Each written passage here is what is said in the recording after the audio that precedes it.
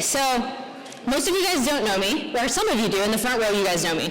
My name's Kiara. If you do know me, you may know me from Twitter because of this. So 2 years ago, I got maced in the face wearing a Make Bitcoin Great Again hat, and then that super blew up, went really viral. The other day, my mom actually texted me and said I was in this book. They quoted me in the Coddling of the American Mind. It was written in at least 2 other books, but yeah, it was really interesting. If you have never gone viral, I highly recommend it. It was really funny. Not getting maced though, that was less funny. So what fewer people know about me is that I also work at Blockstream. You can see here that Blockstream has been taken over by the reptilians. We don't mind that too much. But yeah, so I do IT at Blockstream, and what I wanted to talk to you about today is this book that I wrote called Bitcoin Clarity. So when I got maced in the face and went viral, one of the things that super affected me was I realized I was talking to everyone about Bitcoin and no one knew anything about Bitcoin, right? So I was going on all these libertarian talk shows and whatnot, and it was just kind of a mess because no one really understood what the hell I was talking about. So what is this slide? Okay, so this is the slide of the idea for Bitcoin Clarity in Australia. I was hanging out with some now ex-Blockstreamers, and we were talking in Australia about the current state of Bitcoin books. So if you've read some of these Bitcoin books, which I think most of you probably had, they tend to fall in 2 categories. Okay, so one is that they're technical, highly technical. They tend to be copies of the Bitcoin Wiki. That's a controversial statement. I'm sorry if you've written another Bitcoin book. Or they tend to be dramatized versions of my libertarian bro. Right, oh, Bitcoin is digital gold and all this stuff, and that's great. And I appreciate that both of those 2 things exist, but what happens when people read those books is that they become the type of person of that book that they've read. So if they read the developer book, they start to think like a developer. If they read the libertarian book, they start to think like a libertarian, and it doesn't give you a comprehensive understanding of the whole system, which is what I wanted to write when I thought about this book in Australia. So one of the concepts that these ex-Blockstreamers were telling me about was this concept of a time chain. I don't know, by show of hands, how many of you guys have ever heard of the time chain? Okay, 10% of the audience. So I was super pissed because I worked in Bitcoin for 3 years at this point, and I had never heard of this idea called the time chain, right? And it's a really beautiful metaphor. We're going to talk about it today, and that's the idea that frames this book. So here's this whole concept of the blockchain as a time chain. I wrote out the first few chapters, and I tell you that I was angry when I hadn't heard this metaphor before, and I was super, super pissed. So when I was thinking about writing this book, I thought, how could I include why people don't understand Bitcoin? How is it that someone ends up in Bitcoin for however many years you've ended up in Bitcoin and not heard about the time chain? I don't know. It happened to me, right? So I decided that I would also include why people don't understand Bitcoin. And the problem is everyone's learning about Bitcoin on social media. And this cool blog post just hadn't popped up on my feed yet, right? And it's that's not really a way to learn about Bitcoin. You can't just wait until all the cool Reddit posts come on your feed. And all the books, as I said, were insufficient. So as I was thinking about this, these people that I was talking to were highly technical. I had put the book down because after I had this grand idea, I didn't know how to organize all the content. And then as I was talking to more technical people, I realized that what all of the technical people were doing, and you'll see in this diagram, is that they were asking how questions. They were asking, how does Bitcoin work? How do full nodes run? How does mining work? How does the system maintain? That kind of stuff is technical. So how questions are called instructions or knowledge, and they produce skill. So here I was building up all these Bitcoin skills, but I didn't understand why. I didn't understand why you really needed decentralization. It was just vague. I had just scratched the surface of it, right? And now, going back, looking at all this, I understand that what I was previously calling overly technical, or we'll skip this, but what I was previously calling overly technical was actually analytical thinking, and what I was previously calling overly dramatic was really synthetic thinking. And I'm going to go over these 2 here before I get into the idea of how I frame this book and the time chain. So analytical thinking focuses on parts of the system. So what that means is when you do analytical thinking, it occurs in 3 steps. So what you're going to do is you're going to look at a system that you want to understand. Okay, you're going to take it apart. So you're going to pull it up into mining, nodes, addresses, wallets. These are how all technical Bitcoin books are framed. Okay, and then I think this thing stopped working. Okay, here we go. So what you're going to do is you're going to try and understand each one of the parts taken separately. So you're going to try and understand mining, and then you're going to try and understand full nodes, right? And then the assumption is that if you take all the parts, that you can reassemble that understanding into an understanding of the whole. And that is partially true for technical people, but it's not true for most people. Most people don't think this way, right? So this is the way you try and understand Bitcoin, miners, full nodes, clients. It does not give you the big picture. Okay, so synthetic thinking is big picture thinking. It focuses on the purpose and the function of the whole system. Also occurs in 3 steps. So what we try and do in this synthetic thinking is we look at the containing systems. So for Bitcoin, this includes markets and your personal mindset. Like, why are people interested in Bitcoin? Because they're interested in money, right? So that's the containing system that you're interested in. Okay, I'm skipping a lot, but you try and understand the system you're interested in by looking at the bigger systems that it's contained in. Okay, and I'm gonna try and give you an understanding of that here, but systems thinking, as I've framed it, combines these 2 methods into a complete understanding of Bitcoin. So the book is now framed with why people don't understand Bitcoin, this idea of the time chain.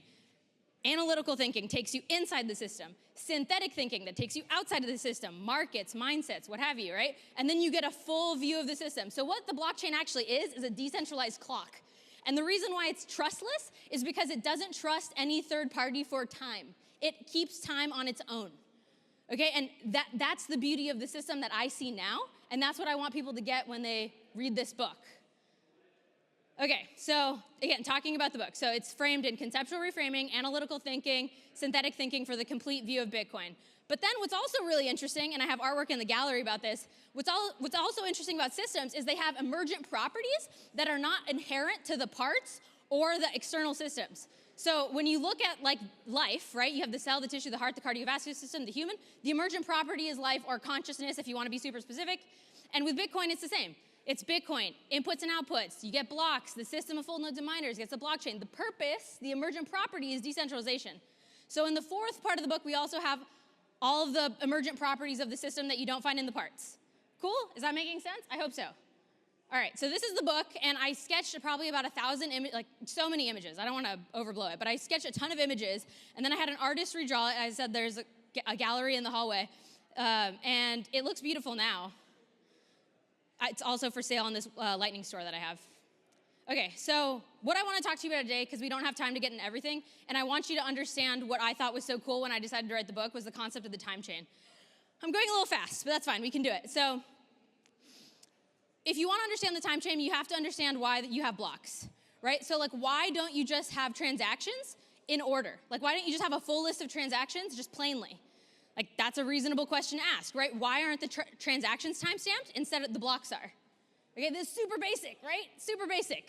Okay, but most people don't understand this question. Okay, so in this network of full nodes, the idea is, I'm trying to see if this slide makes sense what I'm talking about. Okay, so we'll skip that here. So in this network of full nodes, they're distributed all over the world, right? And there's no central place to establish a point of which transactions actually occurred or time. So it's like if you were to upload your picture to Facebook or something, they have decentralized databases. In this network, because it's decentralized to some extent, transactions have to go to every node, right? And like what that means is that there's no objective point of time, and you need to group transactions together in blocks, right? That's why you have blocks. So a ledger needs order, and in order to have an order, you need blocks in a decentralized network. Okay, so now we understand this idea of the blockchain, right? They're time-stamped. We have blocks. But how does this system regulate time on its own? We haven't explained that yet. So you can think of the blocks as a tick in this decentralized clock. Okay, but what I want to explain is how it self-regulates with mining. So you'll see here is this idea of a time chain. Every approximately 10 minutes, a new block is found. How do we keep it every 10 minutes? What's the system that regulates this? So when miners join the network, right, if a whole bunch of miners join the network at once, blocks are found closer together, right? And then if a whole bunch of miners join or drop off the network at once, then the blocks are found further apart, okay? And then we're getting towards it. So the way that I explain it, because I do everything in super basics, I apologize if this is kind of low res. The way that I explain it is we're gonna talk about control systems and this idea of feedback, right? So you have a toaster, okay, super basic. You put bread in the toaster, you know that you like it golden brown. Every day you like your toast golden brown, but you find out your girlfriend, your boyfriend, whomever, put your bagels in the freezer, and now they're frozen, so you have a different type of bread, and you have, and they're a different texture, they're frozen, different temperature, right? So you no longer know how long it's gonna take to get that perfect kind of toast. So what you need to do is you need to invent a better toaster, a toaster that has a color sensor, okay? And then the color sensor follows this control loop. So the color sensor can then detect If you tell it golden brown, it'll look at the color for your input, your variable input, and then it'll give you the desired output every time. So what this is for Bitcoin, I don't think anyone's explained it this way before. I know that because I wrote a blog post about it, and it's been used in other contexts to describe this, but basically you have a variable input network hash rate that goes into proof of work and changes the difficulty so that the time is always 10 minutes. So the time of 10-minute blocks is your golden brown toast in this case. And this is how you regulate and create time in the blockchain. So every 2 weeks, I think it would, or here I'm just proving that no matter what your hash rate is, you're always gonna get about 10-minute blocks, more or less. And what this does over time is that in a day, you'll find on average 144 blocks. In a week, you'll find an average of 108 blocks, and so on and so forth, okay? So that's the idea of the time chain. Now I'm gonna talk about it a little bit more because it looks like we have time. So that's what I start the book off with, and then everything else I also explain with these mental models. So mental models are abstractions that help you understand what the underlying technical aspects are without having to get into them directly. So what I find with the technical books is that people are super put off by hashes when they see them. So I do it visually, okay? Super simple, you hash data. Then I show how hashes are connected, make the blockchain. Then I also show how hashes are used in a different context, because hashes aren't just used as digital fingerprints, they're also used as a measure of work. So if you talk about hashes, someone doesn't know anything about Bitcoin, they're gonna be confused because they're used in two different ways, and you have to explicitly state that, right? And you bring them through this process slowly. People talk about mining as an arbitrarily difficult computer problem that computers solve. Like, it makes no sense the way most people explain it. It makes no sense. So the way that I explain it, and again, I don't have time, but I describe it as a game, and if you picture yourself instead of the player, but as the game designer, you can actually design a game that's winnable in the same amount of time, no matter how many players you have. So there's two goals in mining. There's the goal of the miner to win the Bitcoin, but there's also the goal of the system to regulate blocks within 10 minutes. And to understand that is to really understand like why Bitcoin works. And what a lot of altcoin developers are realizing is that this is a very intricate system and they didn't realize why certain parameters in Bitcoin were chosen. And they're learning the hard way because nothing is on accident. Like, this stuff is very intentional when it was designed this way. So then I relate it all back to miners. I explain how the miners mine blocks or win blocks every 10 minutes, yada, yada. Then, as I promised, I also explain markets. So people like to overcomplicate markets, but markets are actually not that complicated, right? They move up, down, or sideways. And the biggest thing in Bitcoin is that there's manipulation, and you need to know, like, how to understand when that's coming. So we explain that. We explain, like, if anything you take away, please just don't buy in during peak heap. You'll end up in the pit of despair. This is a common strategy that I see a lot of people who don't really have the time to invest in Bitcoin, like, and make it a career like a lot of us have. They do this dollar cost averaging strategy. You know, you just buy monthly, and if you always believe the price is going up, then eventually you win. But most importantly, I explain what the point of the blockchain is entirely, right? So this slide to me explains why we have a blockchain at all. And it's because we want a permissionless, decentralized, trustless, an approximation of decentralization, but whatever, right? Whatever. So I want to explain why we have Bitcoin at all. I think this slide explains it. We want censorship resistance, and we want the property of decentralization.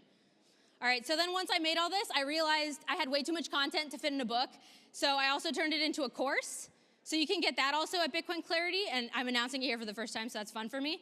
But yeah, I do everything with video modules, and I explain every single thing slowly. It's like 2 hours a week for 10 weeks, and we have discussion groups in the platform. This thing is my kingdom, so it's like we don't talk about current updates in here. We only talk about learning Bitcoin from the beginning, from the very beginning. Nothing about because it's distracting. You need to remove yourself from the noise if you want to learn about the basics, right?